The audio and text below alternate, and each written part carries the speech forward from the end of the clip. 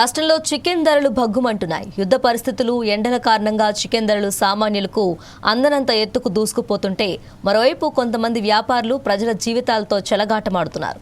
చూస్తూనే వాంతొచ్చేలా ఉన్న 800 కిలోల చికెన్ రోజులు నిల్వ చేసి వైన్స్ బార్లకు అమ్ముతున్నారు. సికింద్రాబాద్ పార్సిగుట్టలో ఈ దారుణం వెలుగు చూసింది. A1 ఫ్రెష్ చికెన్ షాప్ పై సికింద్రాబాద్ టాస్క్ ఫోర్స్ పోలీసులు, GHMC అధికారుల జాయింట్ ఆపరేషన్లో ఈ విషయం బయటపడింది. చాలా రోజుల నుంచి నిల్వ ఉంచిన చికెన్ అమ్ముతున్నట్లు అధికారులు గుర్తించారు.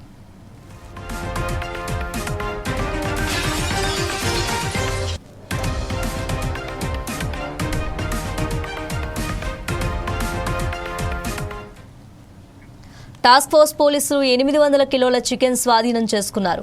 వైన్స్ కు, బార్ అండ్ రెస్టారెంట్లకు ఈ చికెన్ సప్లై చేస్తున్నట్లు అధికారులు గుర్తించారు. గత జనవరి నెలలోనే లైసెన్స్ అయిపోయినట్లు పోలీసులు గుర్తించారు. కేసు నమోదు చేసి షాపు నిర్వాహకుడు షకీల్తో పాటు మరికొంతమందిని పోలీసులు అదుపులోకి తీసుకున్నారు.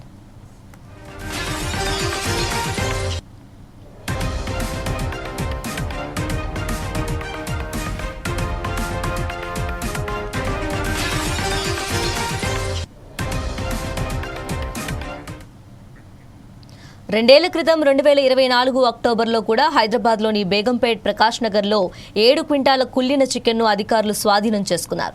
GHMCకి చెందిన ఆహార భద్రతా విభాగం అధికారులు ప్రకాష్ నగర్లోని బాలయ్య చికెన్ సెంటర్లో ఆకస్మిక తనిఖీలు నిర్వహించారు. ఈ సోదాల్లో విస్తుపోయే నిజాలు బయటపడ్డాయి. బేగంపేట్ ప్రకాష్ నగర్కు చెందిన బాలయ్య 10 నెలల క్రితం అదే ప్రాంతంలో బాలయ్య చికెన్ సెంటర్ పేరుతో షాప్ ఓపెన్ చేశాడు.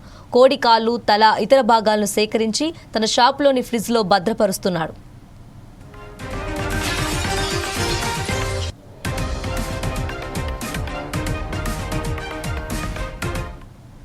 అలా దాచిన చికెన్ను సిటీలోని బార్లు, కళ్ళు దుకాణాలు, ఫాస్ట్ ఫుడ్ సెంటర్లకు అమ్ముతున్నాడు.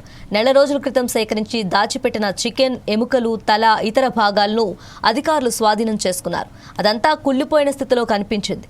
ఆ మాంసానికి కెమికల్స్ వేసి వివిధ దుకాణాలకు అమ్ముతున్నాడని అధికారులు గుర్తించారు.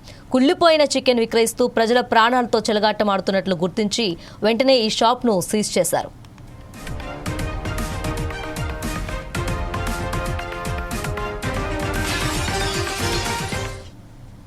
ఒక పక్క యుద్ధం వల్ల దిగుమతులు తగ్గటం, ఎండల వల్ల చికెన్ ధరలు భారీగా పెరిగాయి. హైదరాబాద్లో డ్రెస్ చికెన్ ధర కిలో 300 రూపాయలు చేరగా ఇక స్కిన్లెస్ చికెన్ ధర 350 రూపాయలకు పెరిగింది. ఇక నాటుకోడి అయితే కిలోకు 750 నుంచి 800 రూపాయల మధ్య పలుకుతుంది. దీంతో జనం నాన్ వెజ్ వైపు చూడాలంటేనే జంకుతున్నారు.